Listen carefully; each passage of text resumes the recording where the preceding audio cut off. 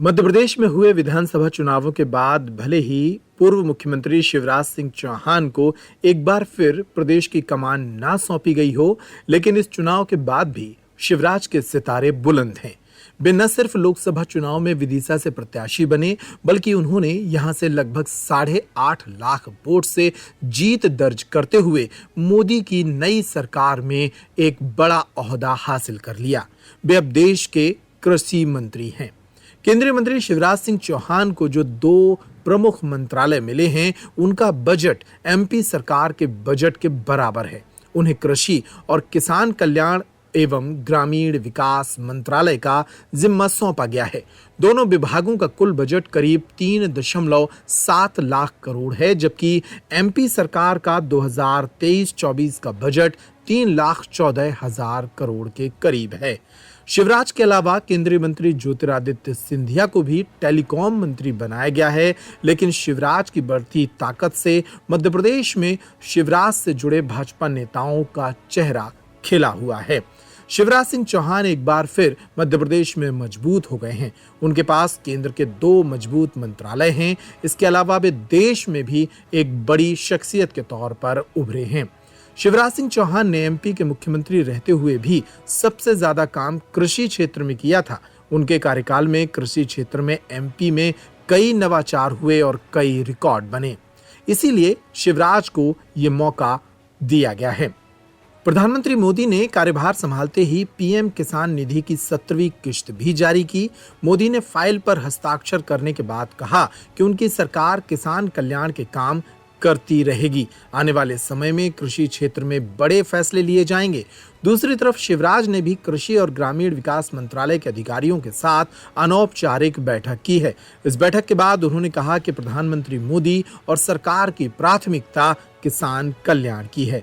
शिवराज ने कहा कि जो काम पहले से जारी हैं उन्हें आगे बढ़ाएंगे, क्योंकि कोई नया मंत्री आया है तो नया ही नहीं करेगा। काम में निरंतरता होती है और ये निरंतरता जारी रहेगी। हालांकि ऐसा नहीं है कि शिवराज सिंह चौहान के सामने सब कुछ अच्छा ही है। उनके सामने कई चुनौतियां भी हैं। फरवरी 2024 में मोदी सरकार द्वारा पेश लेखानुदान में कृषि मंत्रालय के लिए 1.27 लाख करोड़ तो ग्रामीण विकास के लिए 1.77 लाख करोड़ रुपए बजट का प्रावधान किया गया है। इस तरह से दोनों मंत्रालयों का बजट 3.4 लाख करोड़ के आसपास है।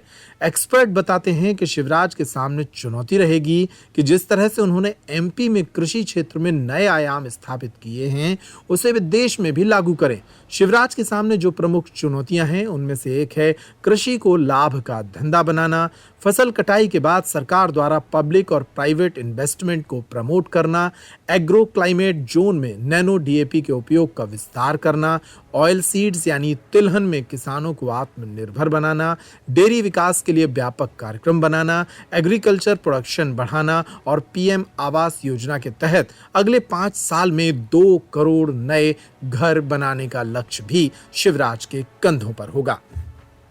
के नेतृत्व में कृषि और किसान कल्याण का काम चल रहा है और ग्रामीण विकास के काम भी तेजी से जारी है। सरकार नई नहीं है, निरंतरता है। 10 साल में भी बेहतर काम किया है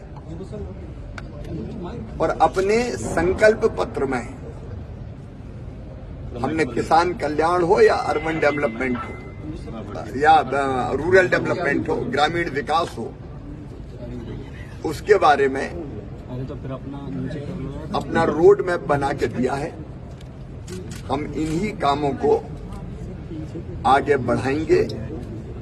प्रधानमंत्री जी की प्राथमिकता, सरकार की प्राथमिकता किसान कल्याण है और इसलिए आज उन्होंने जो पहली फाइल पर हस्ताक्षर किए, किसान सम्मान निधि जारी करने के लिए,